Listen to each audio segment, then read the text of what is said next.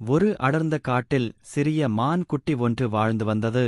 அது எப்போதும் தன் அம்மாவுடன் சேர்ந்தே இருப்பது வழக்கம். ஒருநாள் மான் குட்டி தனியாக காட்டில் சுற்றி திரிந்து கொண்டிருந்தது. அப்போது அது பெரிய புலி ஒன்றை சந்தித்தது. புலி மான் குட்டியை பார்த்து, "நீ என் இரையாகப் போகிறாய்" என்று சொல்லி அதை பிடிக்க தாவியது. மான் குட்டி பயந்து போனாலும் அது விரைவாக ஓடத் தொடங்கியது. அது ஒரு பெரிய மரத்தின் பின்னால் ஒளிந்து கொண்டது. புலி மான் குட்டியை தேடியது, ஆனால் கண்டுபிடிக்க முடியவில்லை. மான் குட்டி தன் அம்மாவிடம் ஓடி, "அம்மா, நான் ஒரு புலியிடமிருந்து தப்பி வந்தேன்" என்று கூறியது. அம்மா மான் குட்டியை பார்த்து, "மகனே, நீ எப்போதும் கவனமாக இருக்க வேண்டும். காட்டில் தனியாக செல்வது ஆபத்தானது" என்று எச்சரித்தது.